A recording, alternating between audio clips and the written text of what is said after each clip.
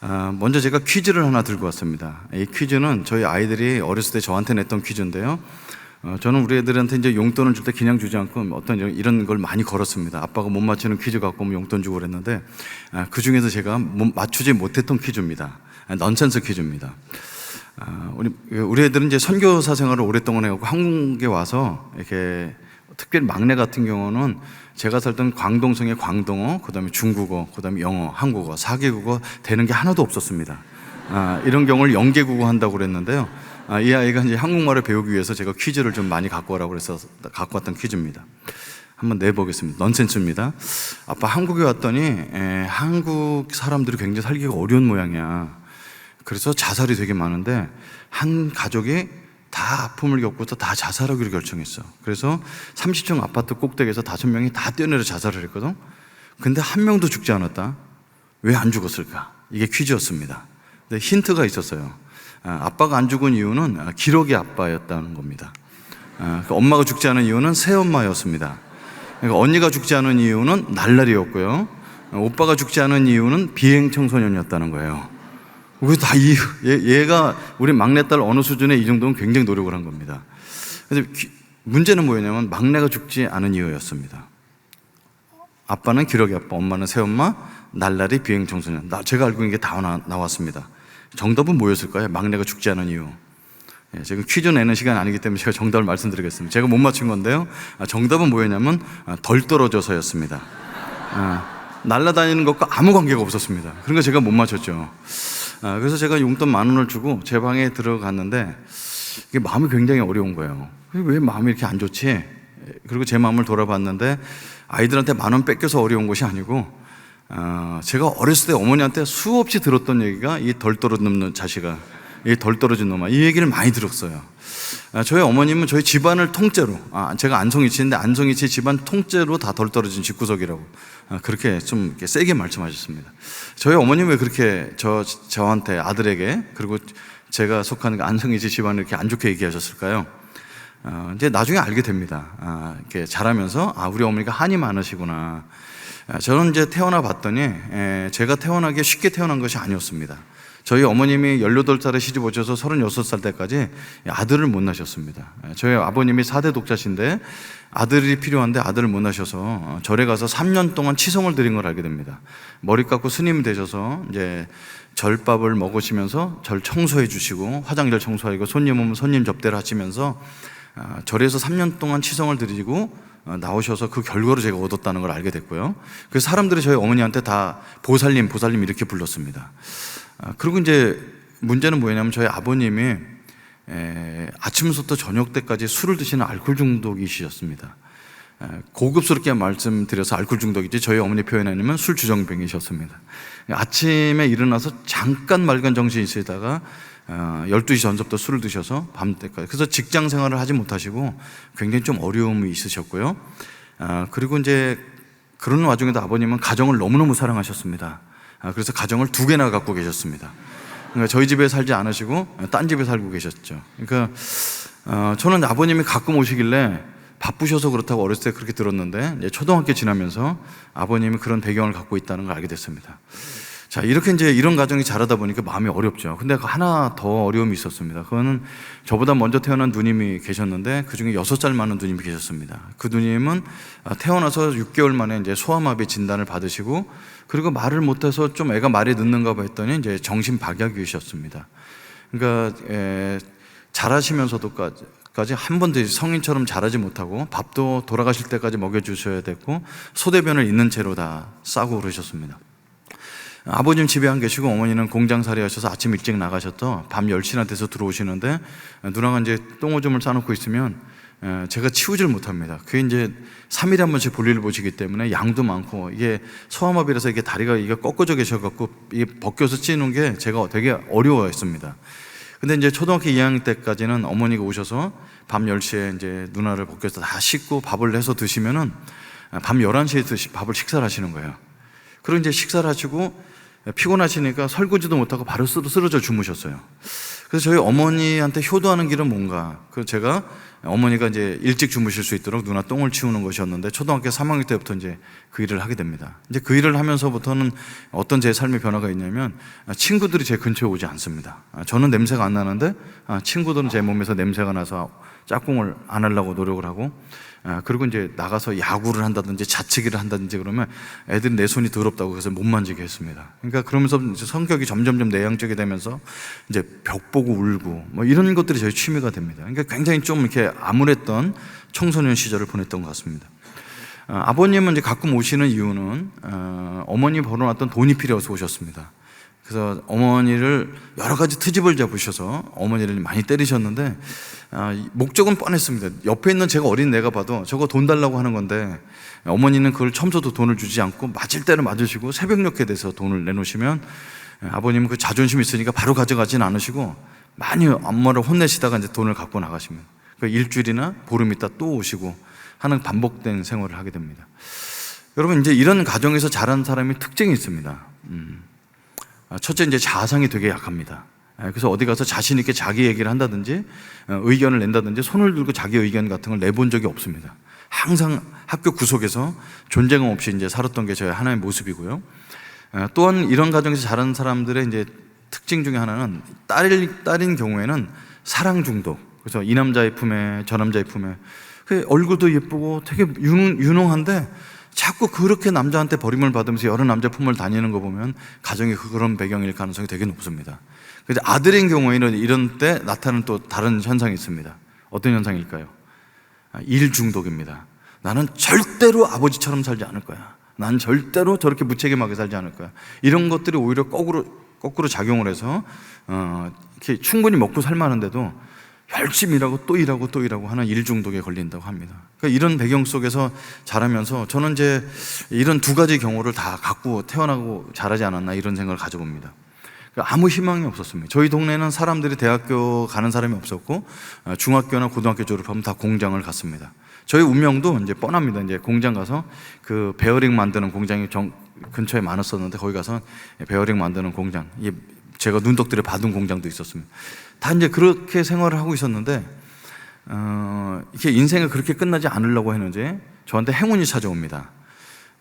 저의 아랫집에 살던 형이 저를 보더니 동생을 삼아주는 아주 놀라운 경험을 하게 됩니다. 그 형도 2대 독자고 저는 5대 독자니까 형도 없고 친척이 없는데 그 형도 2대 독자이기 때문에 동생이 없어서 오늘 저를 동생 삼아주시면서 승재야 우리 서로 의지해 보면서 살자 이러면서 이제 그 형이 저를 이제 많이 그 옛날에 똘마니처럼 저를 데리고 다니면서 많이 가르쳐 주셨습니다. 그래서 저는 다행히 아버지한테 배우지 못한 거를 그 형으로부터 배우게 됩니다. 그래서 중학교 3학년 때부터 담배를 배우기 시작합니다. 고등학교 1학년 때 이제 술 배우고 뭐 더 나쁜 것도 배웠는데 여기서 얘기는 안 하겠습니다. 그래서 그 동네에서 그 형들이랑 살면서 이제 일반 사회에 나가서 대학생 이상이나 될 걸 이제 빨리 배우게 되죠. 그 형이 저한테 술, 담배를 알려주신 이유는 간단합니다. 이제 그 포장마차 같은 데 보면 술 먹다 남겨놓고 간 거를 제가 다 이제 얻어와갖고 한 병씩 만들어서 갖다 바치고, 꽁초 주워다 형님 갖다 드려 같이 피고, 형이 많이 팁도 알려주셨어요. 담배를 필 때 오른손에 끼워서 피면은 냄새 맡으면 들키기 때문에 반드시 왼손을 피워야 되고, 왼손 피는 것도 그러면 나무젓가락을 갖고 다니도록 해도 많은 이제 학교에 걸리지 않는 팁도 알려주셨습니다. 그렇게 이제 인생을 그렇게 형이랑 술, 담배는 하다가 이제 공장살이로 갈 거라고 생각했는데, 인생에 어떤 게 자극되는 날이 옵니다.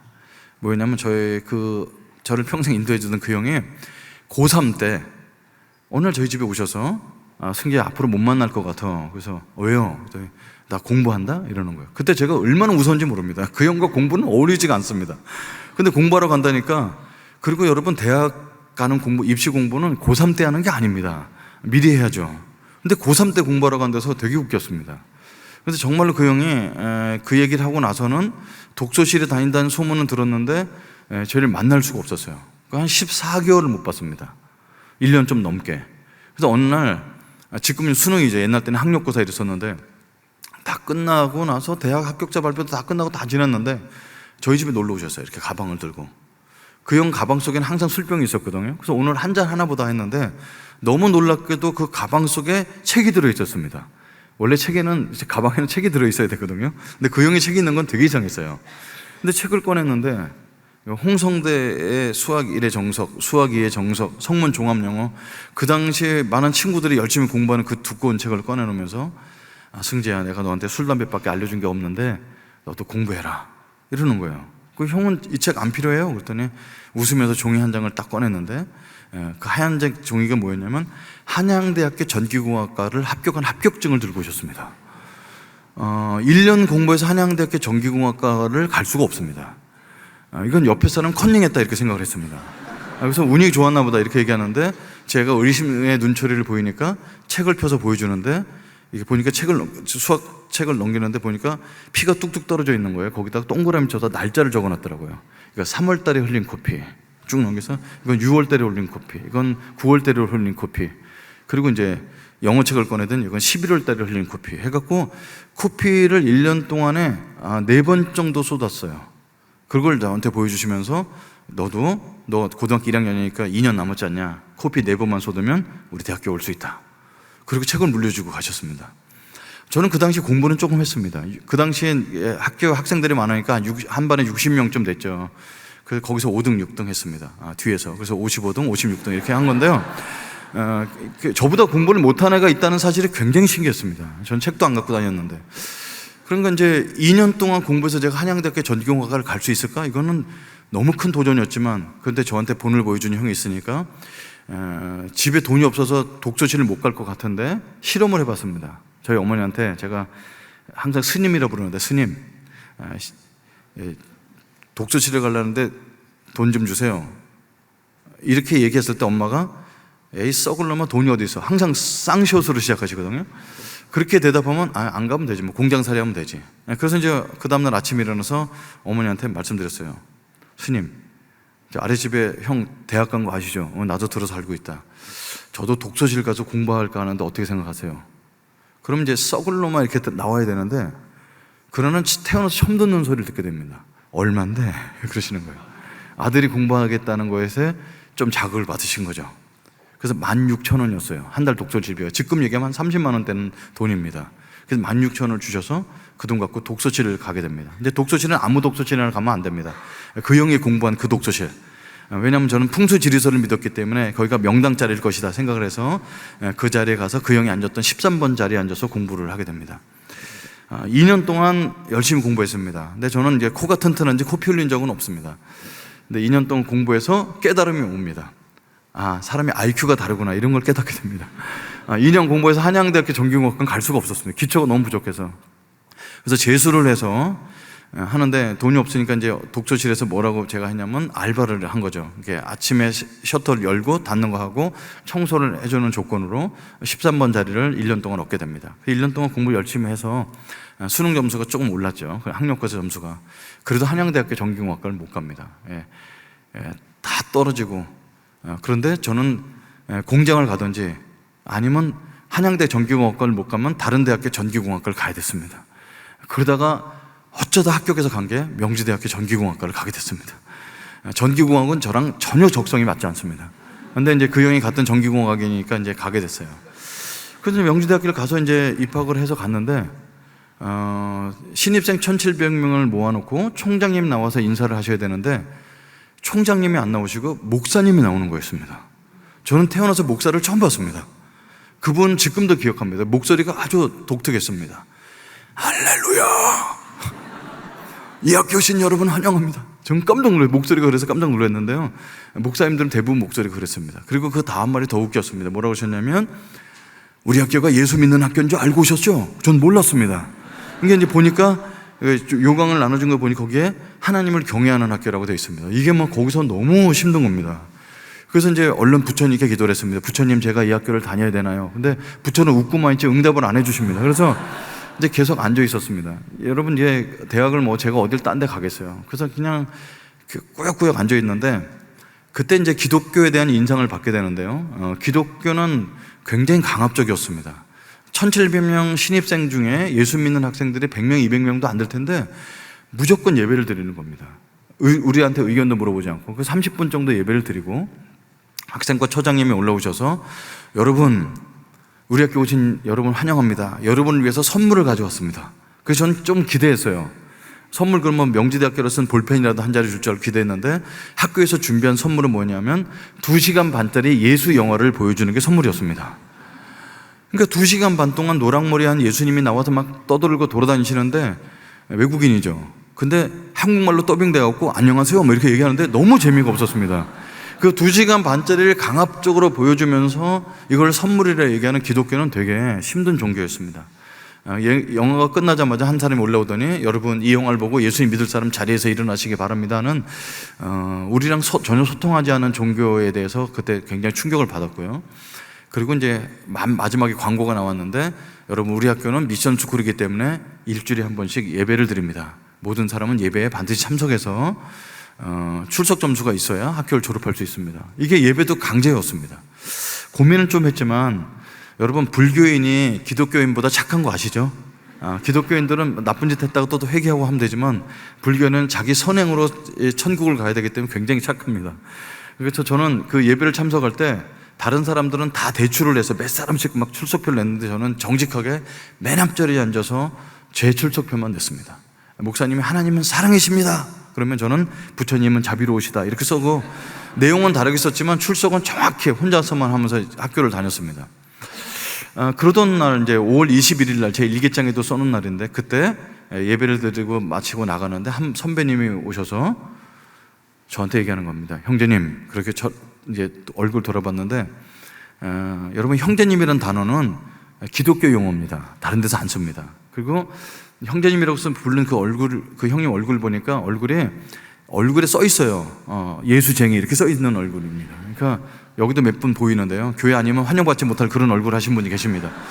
그분이 이제 형제님 이렇게 부르시는 거죠. 그래서 왜요? 이렇게 하고 대답했는데 그 형이 얘기를 하는 거예요. 제가 이 학교를 다니는 목적이 있습니다. 예수 믿는 사람의 두 번째 특징은 묻지 않아도 지 얘기를 한다 이런 특징이 있습니다. 그러면서 이제 학교를 다니는 이유를 얘기하면서 뭐 저한테 얘기하는데 이분은 제가 기독교인인 줄 알고 얘기하는 거예요. 그래서 빨리 얘기를 하면서 형, 저는 불교입니다. 어머님이 스님이십니다. 이게 깜짝 놀라는 거죠. 그래서 아무튼 그 형과 여러 사람이 꼬셔갖고 저한테 보여준 게 뭐였냐면 여름방학 때 열리는 대학생 캠프를 소개해 주는 겁니다. 여러분 이렇게 CCC에서 하는 대학생 여름 수련회였어요. 저는 그게 이제 그 예수 믿는 사람들끼리 모여서 기도하고 이런 데인지 잘 모르고 캠프를 한다니까 저도 가고 싶은 생각이 들었어요. 왜냐하면 나눠준 종이를 보면 사진이 있는데 사진에 대학생들이 가득 있는 거예요. 그래서 제가 물어봤습니다. 이게 몇 명이나 가요? 그랬더니 10,000명이 모인대요. 저는 공대잖아요. 그러니까 딱 머리가 돌아가더라고요. 최소한 5,000명은 여학생일 것이다 이런 생각이 들어서 가기로 결심합니다. 그래서 12,000원이 수련회 비용인데 4박 5일 동안 먹여주고 재워주는데 12,000원이에요. 이거 괜찮잖아요. 그래서 이걸 들고 가서 이제 어머니한테 또 얘기합니다. 스님, 시주 좀 부탁합니다. 그랬더니 뭐 썩을 놈아 또 무슨 돈이 필요하다고 대학 등록금 낸 지 얼마 안 됐는데 그래서 나 여기 캠프를 가야 되는데 12,000원 좀 달라고 그랬더니 돈이 어디 있어? 막 이러시더라고요. 그래서 자세히 보세요. 이렇게 여학생이 많다고 며느리감 데리고 오겠습니다. 그랬더니 바로 치마를 거두셔서 1,000원짜리 12장을 셔서 이제 완납을 주셨습니다. 그래서 그걸 이제 수련회 비용을 그 다음날 학교 가서 완납을 하고 이게 그 캠프가 일주일 남았는데 일주일 동안 제가 뭘 준비해야 되지? 그래서 이제 4박 5일이니까 저는 담배 2각이면 충분합니다. 담배를 그렇게 많이 피지는 않거든요. 그래서 하루에 반갑 정도 피니까 2각이면 충분하지만 손님 접대용으로 4각을 더 준비해서 6각을 준비하고 그 다음에 이제 대학생들 밤에 뭐 하겠어요? 분명히 막 캠프파이어하고 한 잔씩 할 거 아니에요. 그때 저도 준비했습니다. 꺼내려고. 근데 소주를 사갖고 가면 너무 격이 떨어지는 것 같아서 그 당시 내가 이제 아껴 먹던 그러니까 나폴레옹 한 병, 그다음에 캡틴 큐 한 병, 이 2병을 양주를 준비해갖고 갔습니다. 이제 그냥 가면 안 될 것 같아서 술 한 잔 먹으면 노래를 시킬 거 뻔하니까 앵콜송까지 준비해 갑니다. 그래서 윤수일의 아파트하고 내게 사랑은 너무 써 이 2곡을 이제 준비 열심히 해갖고 여심을 잡으려고 이제 거기를 갔습니다. 근데 가서 이제 깨지기 시작합니다. 이게 아침 6시에 기상을 시켜요. 그리고 큐티라는 걸 합니다. 큐티가 뭐냐 봤더니 성경 읽고 나누는 거예요. 그리고 아침에 예배, 점심 때 선택 특강, 또 오후에 예배, 저녁 예배. 저녁 예배 끝난 다음에 숙소에 들어간다면 그냥 자는 게 아니고 하루 종일 은혜 받았던 거 또 나누는 기도회. 이렇게 되어 있습니다. 그리고 저를 제일 힘들게 하는 것은 밥 먹기 전에 밥 먹을 때 뭘 외워야지 밥을 준다는 이게 너무 어려웠습니다. 그러니까 이 기독교 문화를 처음 접해보는 저는 하루하루가 지옥 같았습니다. 더 어려운 건 뭐였냐면 밤 11시가 취침 시간이었는데 그 할아버지가 설교를 하시는데, 김중원 목사님이라는 할아버지가 설교하시는데, 할아버지가 말이 얼마나 많은지 설교가 11시 넘어서 끝납니다. 그러면 이제 사회 보는 사람 나와서 기도하고 숙소에 들어가면 11시 반이 되는데, 기도회를 하고 자면은 12시예요. 12시에 이제 씻으러 수도가에 가면 10,000명이 줄 서 있습니다. 이런 지옥 같은 삶을 맨날 하는 거죠. 그래서 저는 이제 시간표를 지키지 않는 이 기독교인들 보고 너무 화가 나서, 기독교의 세 번째 특징이 뭐냐면 시간을 더럽게 지키지 않는다는 특징을 갖고 있어요. 이게 시간표랑 너무 따로 노니까. 그래서 하루 이틀 3일을 보내면서 제 얼굴은 점점 이렇게 무거워져 갔습니다. 근데 다른 사람들은 그렇게 열악한 환경 속에 그 돼지죽 같은 밥을 맛있게 먹고 모자란 잠인데도 그렇게 기뻐하고 하는 모습이, 제가 그 흉내낼 수가 없더라고요.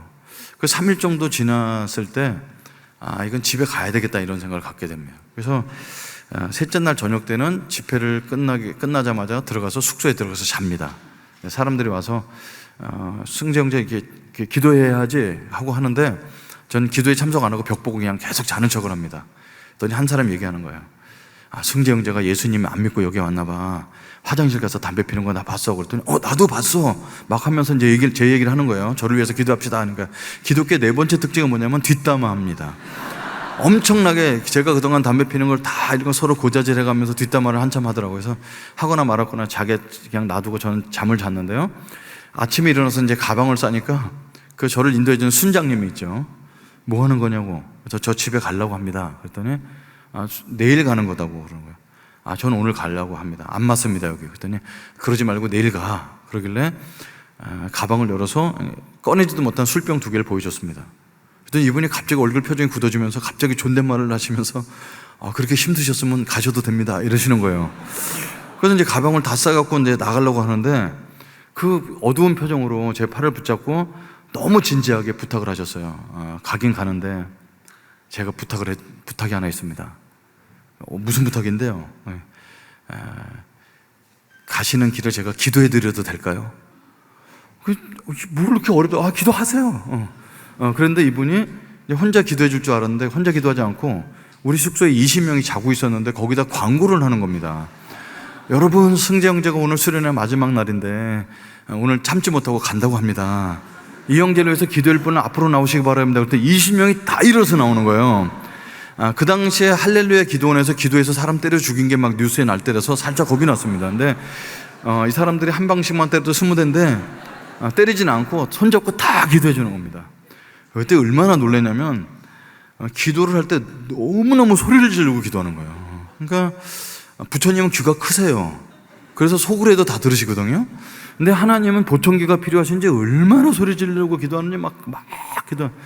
근데 제가 그 모습을 봤죠. 막 기도하고 한 사람이 마무리 기도하면 집에 가는 거죠. 그래서 이제 막 기도하고 내 왼쪽 손 잡은 형이 마무리 기도하면 난 집에 가면 된다고 눈 뜨고 있었는데 막 기도하다가 조용해졌습니다. 근데 이 형이 뭐라고 얘기하냐면 승재 형제 오른쪽서부터 돌아가면서 기도하겠습니다 그러는 거예요.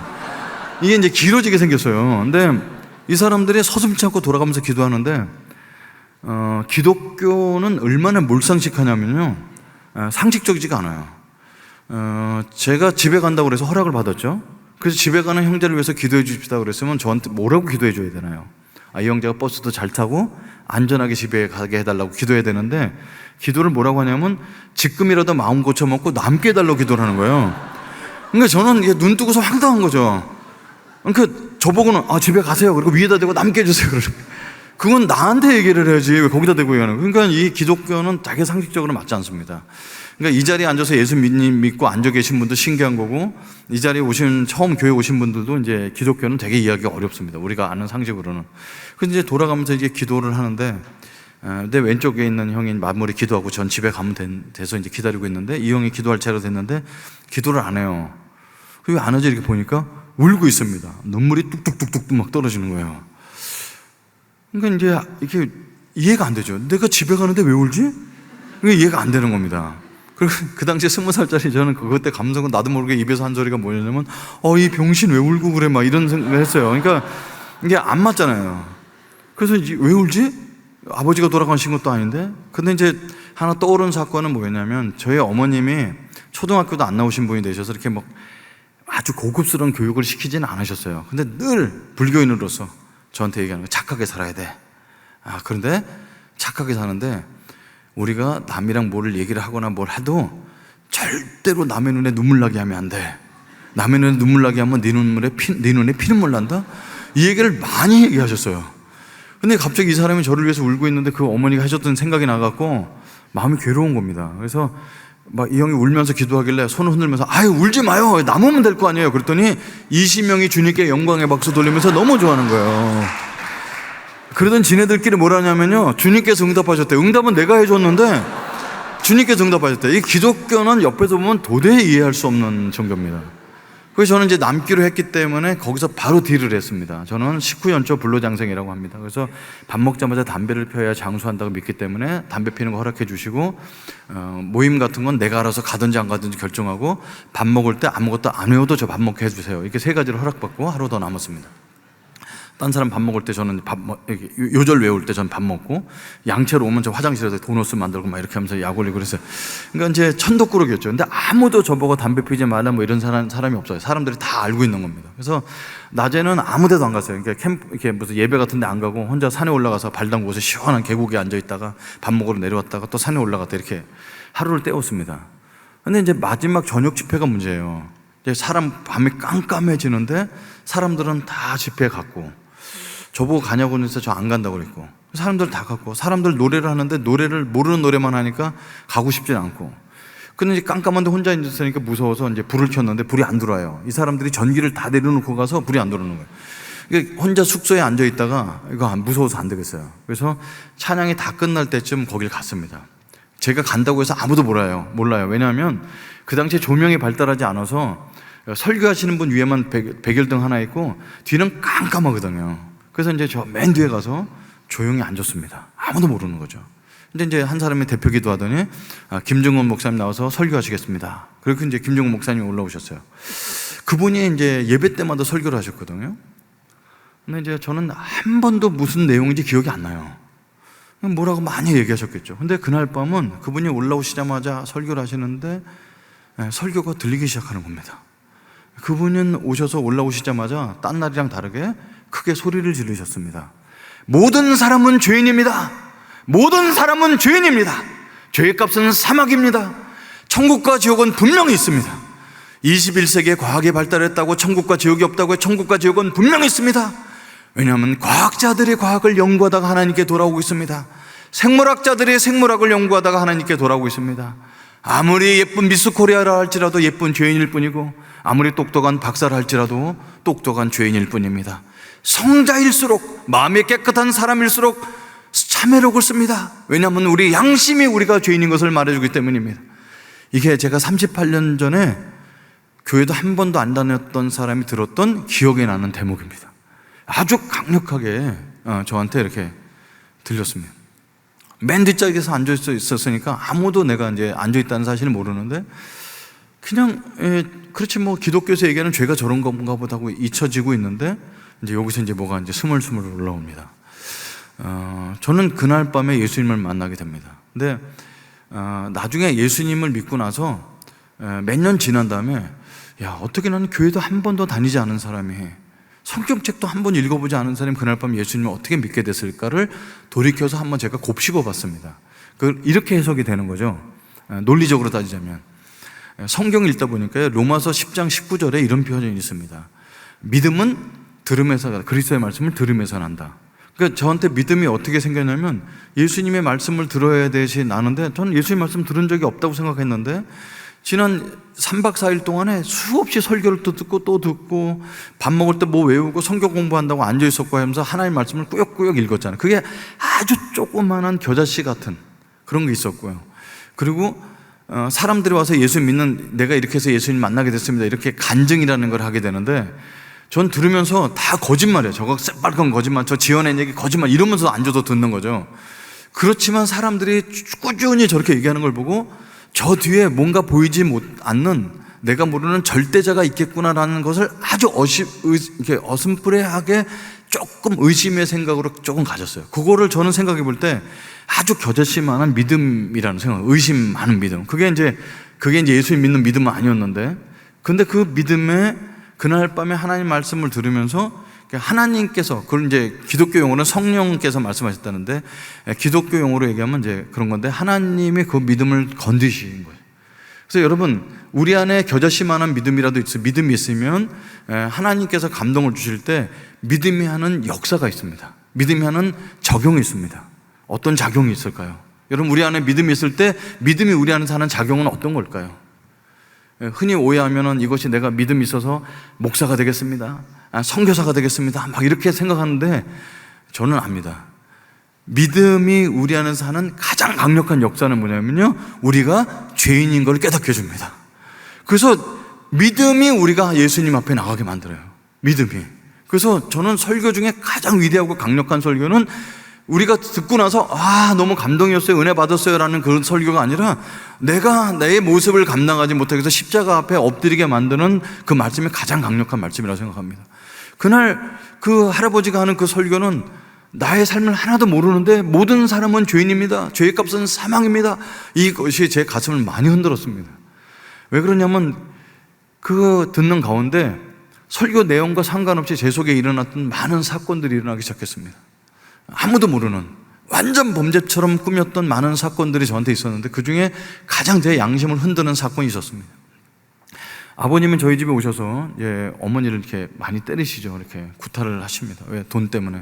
그러니까 아버님도 이게 보면은 그 삶을 온전히 살지 못하셨던 분이에요. 5살 때 보면 부모님 돌아가시고 고아로 사셨기 때문에 저희 아버지도 가정이 어떤 건지 모르시죠. 그렇지만 이제 그렇게 했던 아버지의 행동이나 이런 것 때문에 저는 너무 미워서 아버지가, 지금 제가 아버지라고 부르지 청소년 때는 아버지라고 부르지 않았습니다.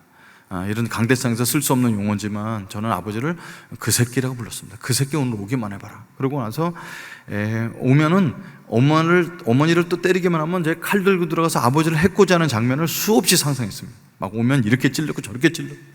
그렇지만 아버지가 비틀거리고 집에 들어오시면 그걸 행동을 못 옮겨요. 마음은 그런데 그게 이제 아버지라는 존재 때문에 그런 거죠. 그래서 또 아버지는 와서 이제 어머니한테 바로 돈 달라고 안 하시고, 집구석이 더럽네 막 이런 얘기 하다가 말대꾸하면 남자한테 말대꾸했다는 핑계로 어머니를 때리시고 그러는. 근데 고등학교 1학년 때 또 오셨어요. 저는 아버지랑 어머니랑 싸울 때 말리질 않습니다. 이제 두 분이 알아서 해결하시라고. 그래서 전 부엌에 앉아서 숙제는 하고 있는데, 그냥 이제 아버님은 평생 술을 드시고 사셔갖고 근육이 하나도 없이 삐쩍 마르셔서 허벅지나 종아리나 굵기가 똑같으세요. 그러니까 이제 그런 빼쩍 마르셔서 어머니를 때리신다고 하시는데, 여자는 점점 세지죠. 아버지는 약해지지. 그러니까 이제 힘으로 어머니를 못 당하시는 겁니다. 막 욕은 하시는데, 그래서 때리다 못 때리시니까 나오셔서 화장실에 세우는 그 쓰지도 않는 뾰족하게 생긴 그 부삽을 들고 들어가셔서 부삽으로 어머니를 막 찍으시는 겁니다. 그러니까 어머님이 승재야 나 살려라 이렇게 소리 지르고, 그 어머니 구조 요청을 보통 안 하시는데, 그래서 저는 이제 숙제하다가 말고서 그걸 덮어놓고 그동안 수없이 상상했던 그 상상했던 것을 처리하러 들어갑니다. 그래서 눈여겨 받았던 칼이 있습니다. 칼이라고 몇 개 되지 않지만 그 수박 자르는 칼을 들고 와서 그때 했던 수없이 찔리는 상상을 하고 들어갔습니다. 여러분, 저는 인생은 한 방이라고 생각합니다. 제 아들 친구 중에 비트코인 나오기 전에, 유명해지기 전에 부모님한테 용돈 얻어서 250만 원치 샀는데 그게 몇만 백이 올라와서 50억 된 친구가 있어요. 그 갑자기 대학생이 50억 주인공이 된 거죠. 그것도 한 방이라고 생각합니다. 로또가 당첨돼도 한 방일 수 있는데, 그런 한 방도 있지만 욱하는 성질 참지 못해서 한번 확 해버리면 한 방이 됩니다. 인생은 그 한 방에 좌지우지가 되는 거죠. 저는 그 청소년 집회 같은 데 갔을 때, 여러분 청소년 시절에 욱하는 거 한 방으로 인생이 끝날 수 있습니다 얘기합니다. 근데 저는 그걸 알고 있죠. 그날 저는 한 방하러 들어갔습니다. 이러고 살면 뭐합니까? 다 끝내러 들어갔는데, 어머님이 칼을 든 제 등 뒤에 와서 숨을 쉴 줄 알았는데 갑자기 저한테 달려드셔서 그 피 흘리는 얼굴로 저한테 말씀하셨습니다. 승재야, 내가 술주정뱅이 남편 보고 살겠냐? 병신 누나 보고 살겠냐? 너라도 정상적인 사람이 되더라고 이렇게 맞아가면서 참고 있는데 네가 사고 치면 되겠냐면서 울면서 제 칼을 뺏으시려고 하셨습니다. 그래서 저는 어머니 말을 거역할 수 없어서 아버지 배가 아닌 장롱에다 칼을 꽂아놓고 나갑니다. 제 인생에서 가장 긴 저녁을 보내게 됩니다. 집을 나갔기 때문에 집에 들어갈 수 없어서 해가 뜰 때까지 골목을 방황하며 이렇게 굴뚝 옆에도 앉아 있다가 그러다 밤새고 있다가 아침 7시에 아버지하고 어머니하고 나가는 걸 보고서 이제 집에 들어갑니다. 그래서 이제 어저께 숙제했던 거 마무리 해놓고 그다음에 이제 도시락 싸고 씻고 이제 방에 들어가서 가방 들고 나가면 되는데, 마당에 이제 수도꼭지 이렇게 하나 있는, 옛날 때 그렇게 살았잖아요. 그래서 마당에서 세수를 하고 이제 방에 들어갔는데 저희 바보 누나는 장난감 같은 게 없어요. 그러니까 어쩌다 보면 내 책 찢어 먹고 이런 게 그 누나의 유일한 장난감인데, 그는 어떻게 제 노트를 어떻게 꺼내서 어저께 했던 숙제 노트를 꺼내서 그걸 찢어서 씹고 있더라고요. 그때는 그런 사건 예전에도 있었지만 그날은 여기서 이제 가슴에서 막 올라오면서 바보 누나 얼굴과 우리 아버지 얼굴이 오버랩이 되면서 나도 모르게 막 행동이 막 나가는데 그 바보 누나를 너무나 많이 구타를 합니다. 이 병신이 우리 집에 와갖고 나는 네 똥이나 치워주러 태어났냐? 너 때문에 나는 친구 하나 데리고 올 수 없다고 하면서 바보 누나를 너무 많이 구타를 했습니다. 근데 그 바보 누나는 말을 못하고 이게 표현을 못하는 사람이니까 입술이 펄해져갖고 벌벌 떨면서 제 얼굴 쳐다보면서 그만 때려달라는 그 눈빛을 막 가격을 했습니다. 그리고 이제 제 화풀이를 다 하고 이제 학교를 갔는데, 그날 저녁에 이제 집에 돌아와서 이제 정리를 하는데 일주일에 한 번씩 저희 누나를 목욕을 시킵니다. 왜냐하면 몸에서 냄새가 나기 때문에. 그래서 이제 어머니 올 때쯤 시간 막혀서 이제 목욕물을 끓여서 목욕을 시키려고 이제 물을 준비해 놨는데, 어머니 이제 오실 때 다 됐으니까 옷을 싹 벗겼는데 누나 가슴과 등허리와 팔뚝 같은데 새카만 게 있는 거예요. 처음엔 그게 제가 때려서 그랬다는 걸 전혀 상상을 못했습니다. 근데 저희 누님은 태어나서 돌아가실 때까지 햇볕을 보지 못하고 방에서만 계셨어요. 지금은 그렇게 하면 인권 문제가 있을 텐데 옛날 때는 그냥 숟가락 하나 꽂아놓고 못 나오게 만든 거예요. 그러니까 피부가 하얗다못해 투명합니다. 그러니까 멍든 자죽이 파란 게 아니라 시커멓게 죽어 있는 거죠. 그래서 이거를 어머니가 보시면 난리가 날기도 하고 여러 가지 상상되면서 제가 바로 머리를 써서 누나를 간단히 목욕시키고 옷을 입혀놓습니다. 그러니까 어머니가 오셔서 목욕 다 끝냈냐고. 그래서 끝냈다고. 그래서 아유 이제 목욕도 시키네. 그래서 어머니 밥 해서 드시라고. 그리고 이제 착한 아이의 모습을 보여줍니다. 그리고 그 다음 주도 제가 목욕시키고 그 다음 주도 해서 한 6주 정도 목욕을 시키니까 누나 멍든 자죽이 다 없어졌어요. 저는 그걸 보면서 완전 범죄라고 생각했습니다. 이제 완전 범죄야. 너네 바보는 어디 가서 말도 못하고 아무도 모를 거야. 이러고 이제 살았어요. 고등학교 1학년 때였는데. 그리고 2학년, 3학년 지나고 재수할 때쯤에 여름 때 이제 집에 갔는데 집 앞에 큰 이제 등이 달려 있는 거죠. 장례식 치르는 등이. 그래서 들어가 봤더니 저희 누나가 경기를 이렇게 하다가 심정지로 26살 나이로 돌아가신 겁니다. 옛날 때 그런 사람들은 오래 못 살았거든요. 그래서 이제 누나가 죽었다고 그래서 이제 하얀 천을 덮어놓은 걸 보고서 이제 누나를 이제 장례식 치르고 화장터에서 화장을 하고 뼈를 가지고 와서 이제 산에 다 뿌립니다. 다 뿌리고 집에 와서 저희 집에 조그만 아궁이가 하나 있었는데 그 옷을 다 걷어다가 누나가 입던 누더기 같은 옷은 다 아궁이에 다 떼우죠. 그리고 이제 다 떼웠어요. 이제 누나에 대한 흔적은 아무것도 없고 사진 몇 장 외에는 아무것도 안 남았습니다. 근데 그 당시 제가 들었던 생각이 뭐였냐면 이제는 진짜 완전 범죄야 이렇게 생각이 드는 거예요. 인간이 그렇게 악하더라고요. 그리고 다 끝나고 내 기억 속에 다 지우고 아무도 모르게 완전 범죄로 다 끝난 사건이었어요. 아무도 모릅니다. 근데 수련의 마지막 날 모든 사람이 죄인입니다. 죄값은 사망입니다. 그런데 이게 막 올라오면서 바보 누나가 저를 쳐다봤던 눈빛과 그것을 무시하고 막 때리는 제 모습이 막 오버랩이 되면서 가슴이 찢어지는 것 같았습니다. 여러분, 저는 하나님을 나중에 믿고 나서 보니까 하나님이 사람에게 준 선물 중에 가장 큰 선물은 뭐냐면 양심이라는 선물인 것 같습니다. 양심이 살아있다는 거죠. 그날 앉아서 막 눈물이 쏟아지기 시작하면서 그 당시에 20살이었지만 20살 동안 살았던 거 수많은 마음을 눌렀던 사건들이 막 지나가는데 그 바보 누나가 너무 불쌍하고 내가 너무 잔악하다는 것에 대해서 그날 밤에 제가 감당할 수가 없었습니다. 그런데 설교가 들렸습니다. 여러분, 인간은 죄인입니다. 인간은 인간의 죄를 해결할 수가 없습니다. 인간이 인간의 죄를 해결할 수 있다면 이 죄를 짓지도 않았겠죠. 근데 인간은 인간의 죄를 해결할 수가 없습니다. 근데 하나님이 인간의 죄를 해결할 수 있는 방법을 만드셨습니다. 그것은 하나님의 아들 예수님이신데 예수님은 죄를 알지도 못하시고 죄를 짓지도 않으시는 하나님의 아들이십니다. 근데 그분이 이 땅에 인간의 몸을 입고 오셔서 우리 죄를 다 전가받으셔서 십자가의 저주로 돌아가심으로 우리 죄의 값을 치러주셨습니다. 우리는 여전히 죄인입니다. 그러나 죄의 값을 치를 필요가 없는 죄인이 되었습니다. 이 시간에 예수님을 만나시기 바랍니다. 이런 얘기가 들리는 겁니다. 저는 제 논리는 맞지가 않습니다. 여러분, 불교도 죄가 있어요. 그래서 평상시에 돼지고기, 소고기 먹으면 안 되는데 그거 평상시 막 먹다가 4월 초파일 날, 석가탄신일 날 미꾸라지 10마리 살아있는 거 사다가 시냇가 이렇게 놔주면서 10마리 살려줬으니까 내 죄 용서받아, 이렇게 얘기하는 거죠. 근데 그렇게 해서 죄가 용서 안 된다는 걸 제가 알거든요. 그러니까 이제 진퇴양난, 내가 이제 이미 죽어버린 누나에 대해서 용서를 구할 수 없고 막 이런데 양심은 찔려서 너무 힘들고 죄책감 때문에 시달리고 있는데 논리가 안 맞는, 외국인인 다른 사람이 나를 위해서 대신 죽은 것 때문에 내가 용서를 받는다는 게 논리가 안 맞는데, 근데 그날 밤은 그것밖에 붙잡을 수가 없었습니다. 그래서 이걸 어떡하지 하다가 손을 모아서 예수님께 기도하기로 합니다. 근데 저는 불교인이었기 때문에 공짜로 받을 수가 없어서 이마를 이걸 10번을 찍었습니다. 이마를 10번 찍고서 예수님께 태어나 처음으로 기도합니다. 예수님, 제가 부탁이 있습니다. 저는 교회 다닌 적이 없습니다. 헌금도 한 적 없습니다. 차라리 저는 절에 가서 기와장도 여러 개 바쳐보고 쌀도 바쳐보고 했지만 교회는 일은 한 장 낸 적이 없습니다. 그런데 부탁이 있어서 예수님께 기도합니다. 우리 작년에 죽었던 우리 누나 혹시 지옥에 있다면 저 대신 천국 보내주세요 하고 기도를 합니다. 말도 안 되는 기도였죠. 그리고 혼자서 울고 있는데, 여러분, 이 시간에 예수님을 나의 주인으로 받아들여서 예수님이 우리를 위해서 죽으신 그것을 십자가를 받아들이고 그래서 죄를 용서받기를 원하시는 분은 자리에서 일어나시기 바랍니다. 이런 소리가 들리는 거예요. 저희는 눈에서 막 코와 눈물이 쏟아지기 시작하고 뭐 있는데 일어날 수가 없습니다. 창피해갖고. 근데 이제 앞에 있는 대학생들이 많이 일어나는 걸 보게 됩니다. 그 일어나는 걸 보고 깜깜한데 저는 용기를 얻어서 일어나서 정말 내 인생에 진지하게 예수님이라는 그 하나님 아들 앞에 죄를 고백하면서 예수님을 받아들이게 됩니다. 제가 이 죄책감에서 자유함을 얻는다면 무엇이든지 하겠습니다 하면서 예수님을 진지하게 받아들입니다.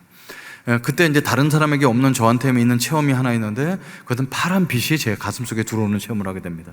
모임이 다 끝나지도 않았는데 그 빛을 품고서 사람들한테 우는 모습을 들키지 않으려고 이제 숙소에 들어가서 이제 벽 보고 잡니다. 근데 한 30분쯤 있으니까 사람들이 다 모임 끝나고 들어왔어요. 그랬더니 사람들이 또 얘기를 하더라고요. 아까 승재 형제 일어나는 거 봤어? 나도 봤어 하면서 뒷담화를 또 하는 거예요. 그래서 그러거나 말거나 저는 이제 벽 보고 혼자 자는 척을 하고 있었어요. 그리고 막 기도 응답 받았다고 너무 좋아하는 모습을 미뤄하고 그냥 놔뒀는데요. 아침에 이제 눈 뜨니까 새벽 5시쯤 되는 거예요. 다른 사람 다 자는데 혼자 있기 그래서 바깥을 이렇게 나갔습니다. 그냥. 근데 밤새 비가 왔어요. 그리고 아침에 해가 이렇게 떴는데요. 그러니까 해가, 비가 와서 땅에 젖어 있고 해가 막 이렇게 뜬 그 전주대학교에서 수련을 가졌는데, 전주대학교를 나갔는데 제일 먼저 눈에 띄는 것은 뭐냐면 전주대학교에 아스팔트를 다 깔았더라고요, 새로요. 근데 아스팔트 위에 물이 젖어 있는데 저는 태어나서 그렇게 예쁜 검정색을 본 적이 없습니다. 땅바닥에 아스팔트가 너무너무 예쁜 거예요. 이걸 밟기가 미안할 정도로 예쁜 거예요. 그래서 쭈그리고 앉아서 아스팔트를 만지면서 너는 이렇게 예쁘냐? 아스팔트 이렇게 예쁘냐고 아스팔트 쭈그리고 앉아서 한참 만졌던 기억이 납니다. 이 아스팔트에 물이 젖어 있는 게 흙진주를 쭉 깔아놓은 것처럼 너무 예뻤습니다. 그리고 고개를 들어서 나무를 봤는데 나뭇이파리에서 이게 물방울이 뚝 고여있고 그러는 게 그렇게 영롱하고 깨끗하고 아름다웠고, 바람이 불어서 가지가 이렇게 흔들리는데 제가 어저께 예수 믿은 걸 축하해 주냐고 온 나무가 춤을 추는 경험을 하게 됩니다. 세상이 그렇게 깨끗했어요. 그래서 저는 그 전날 송사리들 발로 차고 막 그래갖고 갑자기 송사리한테 사과해야 되겠다는 생각이 들어서 슬리퍼를 신고서 산에 올라갔습니다. 그래서 발을 담궜는데 송사리들이 어저께는 많이 었는데 안 보여갖고 송사리들을 들으라고 얘기를 합니다. 송사리들아, 어저께 내가 발로 차서 미안해. 나 어저께 밤에 예수 믿었어. 나 용서해 줄 수 있냐? 그랬더니 송사리 한 마리가 나와서 내 다리에다 키스를 딱 해주고 들어가는 거예요. 나 용서해 주는 거냐? 그랬더니 또 한 마리 나와서 키스를 해주더라고요. 그러니까 자세히 보니까 제 다리 털뜯어먹으러 온 건데, 그러니까 송사리들이랑 대화가 되고 아스팔트가 예쁘고 나무가 춤추고 하는 이런 경험을 하게 됩니다. 아주 독특한 경험이었어요. 그리고 이제 숙소로 들어가는데 제 인생의 가장 큰 숙제는 불쌍한 우리 어머니. 근데 어머니의 얼굴이 떠오르는 것이 아니라 아버지의 얼굴이 떠오르는 거예요. 그렇게 죽이고 싶었던 아버지. 근데 그날 아침에 아버지가 이해가 되는 거죠. 원래 알고 있었어요, 아버지에 대한 사실은. 우리 아버지가 왜 그렇게 살 수밖에 없냐면 5살 때 고아가 되셨고 일제강점기 때 일본에 끌려갔다 오셨고 6.25 전쟁을 혼자 겪으셨고 월남전에 참석해서 와서 오직 그렇게 최전자 이렇게 해서 힘들게 사실 수밖에 없었던, 지금 용어로 얘기하면 트라우마가 많으신 분이죠. 근데 그렇게 살 수밖에 없으니까 그런 아버지 수밖에 없었던 건데, 그걸 알면서도 죽이고 싶었던 아버지였는데 그날 아버지 얼굴이 떠오르면서 숙소로 들어가면서 나도 모르게 뭐라고 중얼거리냐면 서울에 올라가면 아버지랑 식사 한번 해야 되겠다 이렇게 중얼거리게 됩니다. 그 나중에 이것도 돌아보니까 왜 그런 소리를 하게 되냐면 아버지가 세상에서 가장 잔인한 인간이라고 생각했어요. 인간 쓰레기 말종 이렇게 생각했었습니다. 근데 우리 아버지가 어머니를 때렸는데 어머니는 덤빌 수나 있잖아요. 근데 저는 아무 방어도 할 수 없고 아무도한테 맞았다는 얘기도 할 수 없는, 하소연도 할 수 없는 장애인을 그렇게 때렸던 아버지보다 훨씬 잔인한 인간이라는 걸 그날 깨닫게 된 겁니다. 그래서 이제 그런 마음을 갖고서 돌아가는 거죠. 그러니까 제가 어제 예수님을 믿었지만 달라진 건 하나도 없습니다. 우리 아버지가 술을 끊었다는 얘기도 아니고 우리 집이 가난했던 집이 부자가 된 것도 아니고 아무것도 달라진 거 없는데 생동감이 있고 살고 싶은 생각이 드는 거죠. 어저께 쟤와 내가 뭔가 다르다는 걸 막 가슴속에 느끼고 있는 겁니다. 숙소에 이렇게 들어갔는데 이제 저도 모르는 사람인데 키가 크신 형이 오셔서 어저께 예수 믿는 거 봤어요. 성경책 없으시죠? 그러면서 신약 성경을 저한테 선물로 이렇게 주셨습니다. 그러면서 앞에서부터 읽으면 딱딱하니까 요한복음부터 읽어보세요. 그래서 요한복음부터 읽으라는 거예요. 그래서 성경이 무슨 책인지 모르니까 이제 넘겨보다 보니까 요한복음이 나와서 읽는 거죠. 그러니까 예수님이 빛으로 오셨고 물로 포도주도 만드셨고 사람 상담하러 다니고 이런 것들은 이제 그냥 소설책 읽듯이 읽는 건데 요한복음 10장입니다. 근데 10장을 읽는데 이상한 대목이 발견돼요. 예수님이 뭐라고 하냐면 나는 양을 위해서 목숨을 버리노라 이렇게 나와요. 그게 이상한 거죠. 왜 사람이 양을 키우는 목적은 양을 잡아먹으려고 하는 건데 왜 이분은 양을 위해서 목숨을 버린다고 그러지? 근데 조금 읽다 보니까 나는 양을 위해서 목숨을 버리노라, 나는 내 목숨을 버릴 권세도 있고 취할 권세도 있나니 나는 양을 위해서 목숨을 버리노라 이렇게 3번이나 얘기하는 거예요. 그게 저는 이제 그게 상식적으로 이해가 안 되는데 요한복음 10장 10절에 이렇게 나와 있습니다. 도둑이 오는 것은 도적질하고 죽이고 멸망시키려는 것뿐이요 내가 온 것은 양으로 생명을 얻게 하고 더 풍성히 얻게 함이라. 그 당시는 그게 무슨 뜻인지 모르고 보는데 도둑이 오는 목적 뻔하지, 도둑질하려고 오는 거 맞지. 근데 예수님이 이 땅에 오신 목적은 우리에게 생명을 주시려고 한다는 그 생명이란 단어가 그렇게 가슴이 와닿는 거예요. 그래서 나는 아무것도 환경에 변한 건 없는데 어저께까지 그렇게 인생에 아무 소망 없이 살다가 오늘 살고 싶은 생각. 저는 예수 믿는 사람들이 자기 어려움을 막 나눠요. 이렇게 어렵고 저렇게 어려웠고 우리 집은 이랬고 이런 얘기 들을 때마다 속으로 그랬습니다. 왜 저 병신 왜 저런 자기의 약점을 얘기하고 그래? 이렇게 생각을 했어요. 근데 제가 예수님을 전날 저녁 때 만나고 보니까 제가 살아왔던 얘기를 막 나누고 싶은 거 있죠. 막 얘기를 하고 싶은 거 있죠. 그러니까 뭔가 달라졌어요. 그 생명이란 단어가 죽은 다음에 천국 가는 건지 뭐 하는 건지 몰라요. 근데 막 내가 달라진 거예요. 여러분, 예수님은 이 땅에 왜 오셨냐면 우리를 막 이렇게 꼬셔갖고 교회 다니게 하려고 오신 것이 아니고 우리한테 생명을 주시려고 오셨습니다. 달라졌어요. 뭔가 달라지고 영원한 생명을 주시려고 오셨다는 걸 그날 저는 알게 됐습니다. 근데 예수님이 오신 목적은 생명을 주시려고 오셨을 뿐만 아니라 더 풍성히 얻게 하랍니다. 이게 풍성한 삶을 위해서 오셨거든요. 그래서 이제 풍성한 삶은 뭘까 생각을 해봤습니다. 여러분, 풍성한 삶은 여기 이제 200명, 300명 정도 앉아 계시는데 풍성한 삶은 모든 사람이 다 다릅니다. 어떤 사람은 가족관계가 깨져 있는데 그게 회복되는 게 풍성한 삶일 수 있어요. 어떤 사람이 몸이 약한데 그거 회복되는 게 풍성한 삶일 수 있습니다. 평상시에 기도 제목을 나누는 몇 사람이 있는데 그분들은 자기 몸 아플 때 몸 낫게 해달라고 기도는 안 하는데 손주가 병원에 들어오니까 그렇게 실시간으로 기도 제목을 올리시더라고요. 어떤 사람은 그 손주가 아픈 것에 대한 마음이 너무 아픈 게 그게 회복되는 게 풍성한 삶일 수가 있겠죠. 저한테 풍성한 삶은 뭐였을 것 같아요? 저는 딴 거 다 필요 없었습니다. 하나님, 전 돈도 필요 없고 명예도 필요 없고 권력도 필요 없고 저는 행복한 가정 하나 가졌으면 좋겠습니다. 이게 저의 소원이었습니다. 근데 지금 생각하면 좀 아쉬워요. 돈도 달라고 기도했어야 되는데 그때는 아무것도 필요 없어요. 행복한 가정만 달라. 제가 생각한 행복한 가정의 기준은 뭐 집 있고 뭐 이런 거 떠나서 가족끼리 모여서 밥을 먹을 수 있는 게 행복한 가정이었습니다. 그래서 저는 같이 저는 온 가족이 모여서 밥을 먹어본 적이 없기 때문에 그래서 이제 이거 하나님께 가정을 달라고 기도해야 되겠다 기도하면서 가정을 가지려면 자매가 있어야 결혼을 해야 될 거 아니에요. 근데 이제 저희 집도 되게 어렵고 이런데 누가 나한테 시집 오겠는가 용기가 없어갖고 소개를 받기로 합니다. 저희 CCC 동아리에 뭐든지 얘기하면 포근하게 들어주는 누님이 한 분이 계셨습니다. 그래서 그 누님한테 가서 누나한테 내 사정을 다 얘기하고 누나 여자친구 좀 하나 소개해 주세요. 저 결혼이 꿈이에요. 그랬더니 그 누님은 뭐라고 그러셨냐면 여기는 연애하는 곳이 아니야, 이렇게 아주 쌀쌀맞게 얘기하셨습니다. 그래서 계속 졸랐어요. 소개해달라고 그랬더니 그 누나가 기도해 볼게 이렇게 하셨습니다. 저는 응답받은 줄 알고 집에 갔는데 나중에 알고 보니까 기독교 용어로 기도해 볼게는 안 된다는 뜻이었어요. 그건 모르고 이제 계속 기다렸습니다. 기다리다가 이제 뜻을 알고서 계속 졸랐더니 한 사람을 소개해 주셨습니다. 저랑 동갑자리 자매였는데 그 자매 어머님은 전도사님이셨고요, 아버님은 잡지의 편집국장이셨어요. 믿음이 좋은 집안이었죠.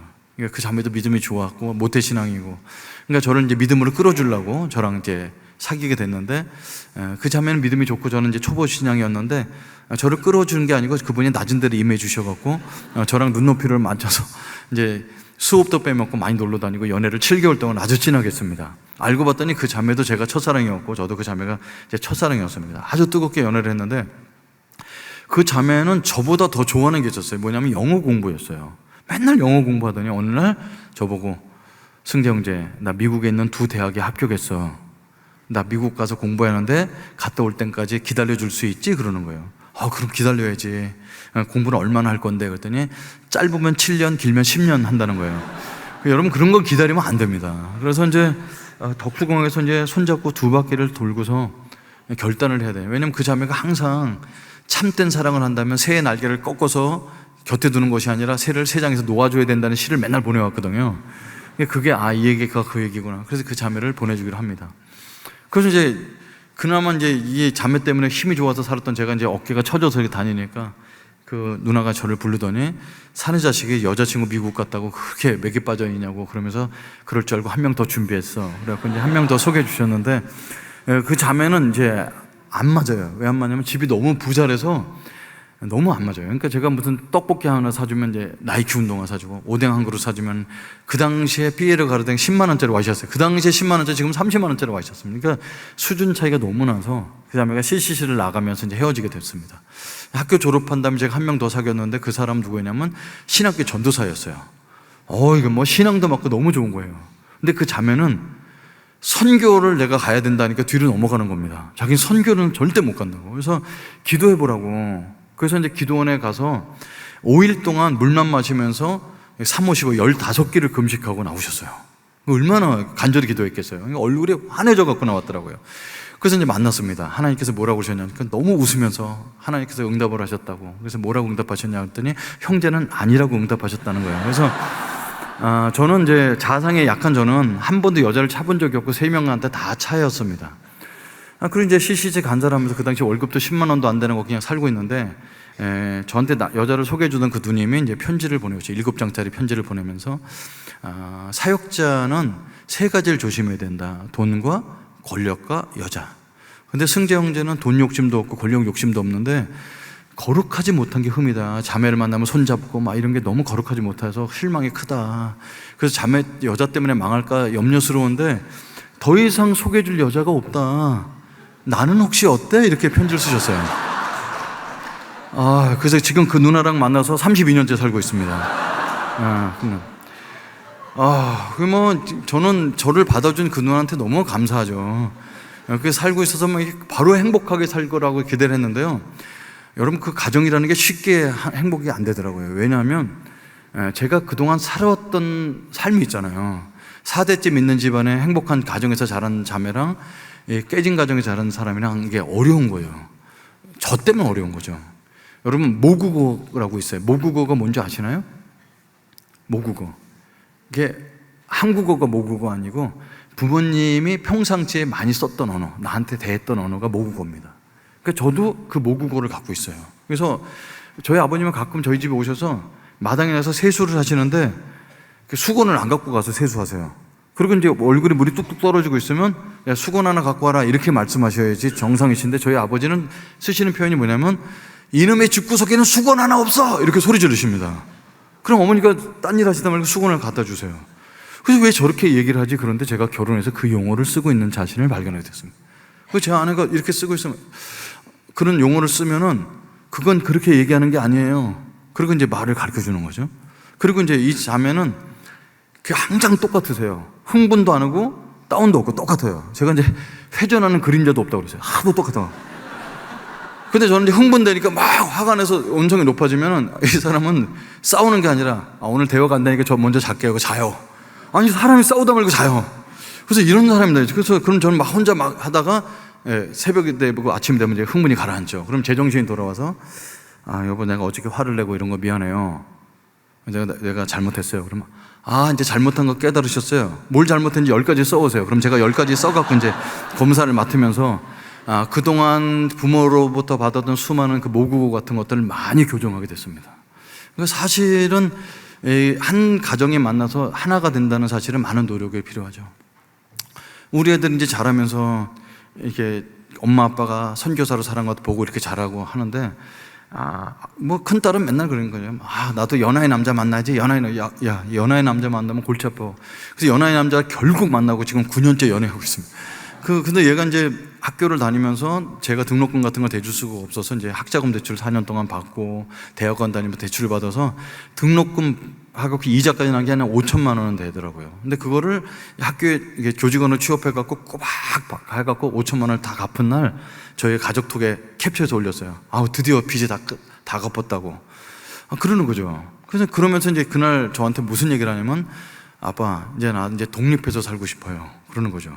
그래서 학교 앞에 집을 얻어서 살면서 호적 등본에서 이제 이렇게 자기가 세대주 독립해서 나가겠다는 거예요. 근데 막 저한테 좀 씁쓸한 얘기지만 그 애가 이제 세대주로 나가야 청년 혜택도 받기 때문에 나가는데, 그는 이제 이게 봉투를 2개 들고 와서 저한테 주는 거예요. 저하고 아내한테.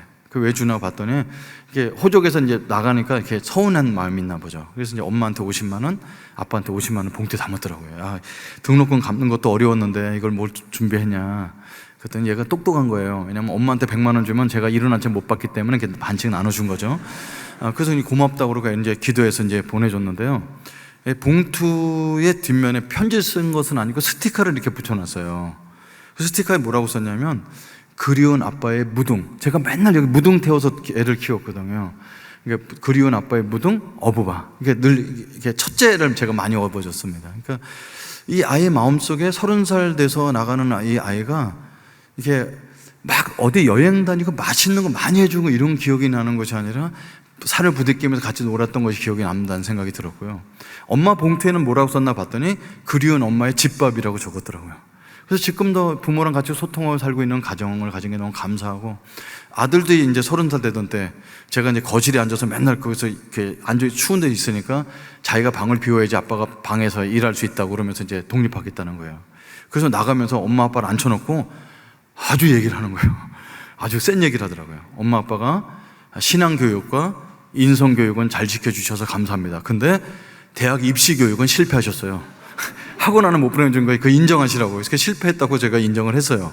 근데 분위기가 썰렁하니까 훈훈하게 어떻게 마무리하냐면, 그럼에도 불구하고 저희들을 인성교육을 잘 지켜주셔서 이렇게 제가 직장생활을 잘 할 수 있는 겁니다.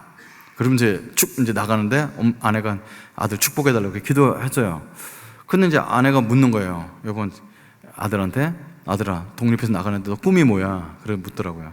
그래서 제가 말렸어요. 여보, 30살짜리가 독립해서 나가는데 무슨 꿈이 물어봐. 그랬더니 저 꿈이 있어요. 그러길래 무슨 꿈인데? 그랬더니 엄마 아빠가 평생 이루지 못한 꿈이요.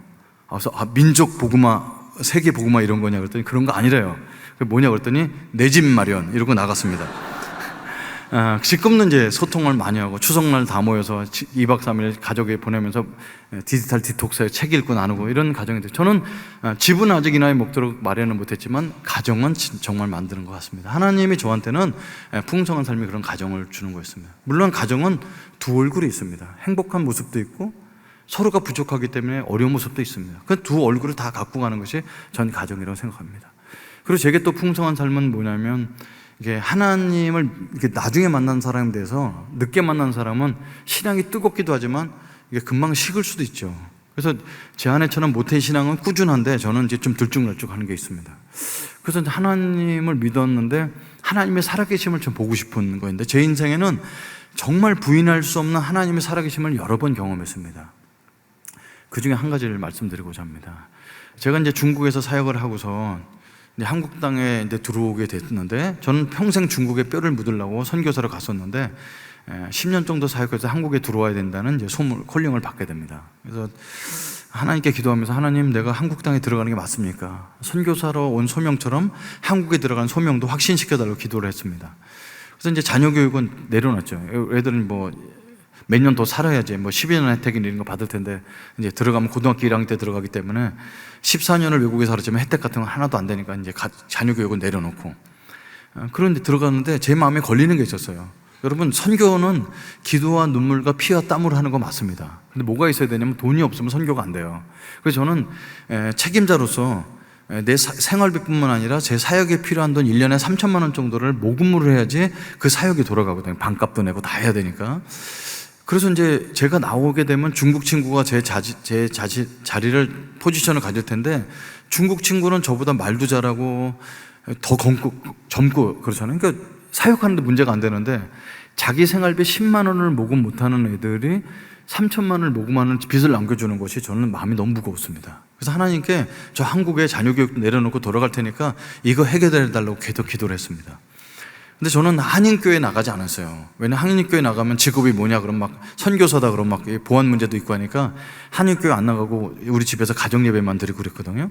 근데 하나님께서 야, 너 한인교회 부탁해봐라, 이런 감동을 주시더라고요. 그래서 10년 동안 나가지도 않는 한인교회에 나가서 모금을 해야 되는데 어떻게 할까 하다가 저희 집에서 기차 타고 2시간 떨어진 교회를 찾아서 전화를 드렸습니다. 네, 이런 사람인데 담임 목사님 좀 만나게 해달라고. 그래서 약속을 잡았습니다. 근데 여러분, 중국에서는 다 가명을 씁니다. 저는 이디도라는 이름을 썼고, 그 목사님들도 다 이런 가명을 쓰기 때문에 누가 누구인지 모르거든요. 그래서 2시간 동안 기차 타고 가면서 계속 기도를 했어요. 전 목사님들 만나기 좀 어려운데 한 번 만나서 3천만 원이 모금될 수 있으면 너무 감사하겠다고 하나님 계속 기도를 하고 갔습니다. 근데 당장 진짜 이제 현업회 목사님 만나러 가니까 마음이 이제 어려운 거죠.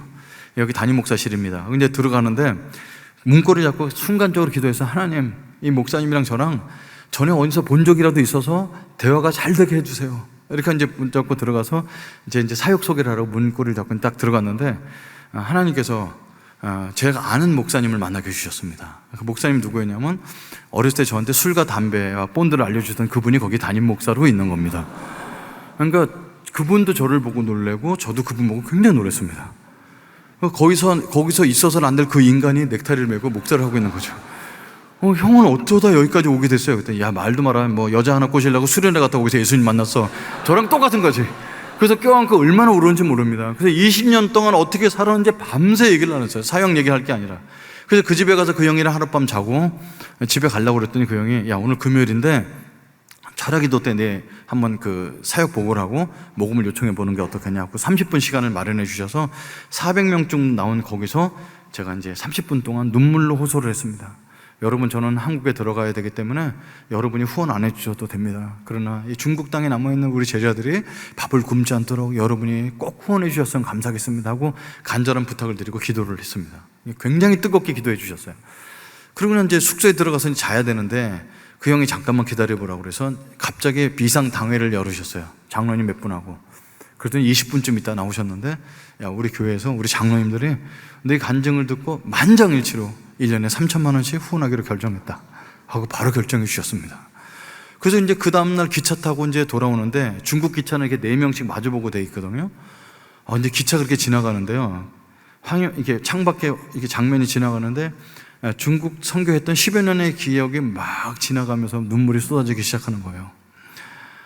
이 사역은 내 사역이 아니고 주님의 사역입니다. 수없이 고백했지만 이게 진짜 주님의 사역이구나 알면서 계속 울고 있는데, 앞에 있는 중국 남자가 자꾸 휴지를 주는 겁니다. 그래서 그 사람한테 휴지를 얻어 눈물을 닦으면서 눈물이 더 나는 거죠. 내가 중국 땅에 왔을 때 중국 친구들 눈물을 많이 닦아줬는데 떠나는 마당에 중국 사람이 내 눈물을 닦아주구나, 이런 경험을 하게 됩니다. 돌아보니까 하나님은 나와 언제부터 함께 계셨냐면 20살 때 대학교 때 예수님을 믿었을 때부터 함께 계신 것이 아니라 내가 태어나기 전서부터 5살 때 어머니 아버지랑 싸울 때 무서워서 이불 속에서 벌벌 떨고 혼자 자는 척하고 있을 때도 하나님이 함께 계셨고, 성경 읽어보니까 내가 태초에 어머니 뱃속에 짓기 전서부터 저를 구별해내셨다는 것을 알게 됐습니다. 하나님은 우리와 함께 계시는데요, 예수님 믿든 안 믿든 똑같이 사랑하신다는 걸 알게 됐습니다. 여러분, 로마서 8장 28절에 이런 구절이 있습니다. 우리가 알거니와 하나님을 사랑하는 자 곧 뜻대로 부르심을 입은 자들에게는 모든 것이 합력하여 선을 이루느니라. 이게 이제 좀 딱딱한 구절에서 처음 이해가 안 됐는데, 한마디로 쉽게 말씀드리자면 우리 삶 속에 일어나는 일들을 하나님께서 다 만져서 선하게 만드신다는 거예요. 선하게, 다 이유가 있게.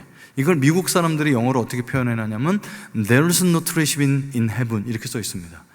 하나님 나라에는 쓰레기통이 없다는 겁니다. 그러니까 어렸을 때 겪었던 무슨 사건들, 쓰레기통에 버릴 만한 사건들을 다 쓰레기통에 버리려고 봤더니 예수님을 믿고 보니까 버릴 것이 하나도 없는 거죠. 어렸을 때 크레용을 살 돈이 없어서 남의 방 가서 청소를 해주고 남이 버린 쪼가리 들여다가 그림 그렸던 그 제 쓰레기통에 버리고 싶은 날이 있습니다.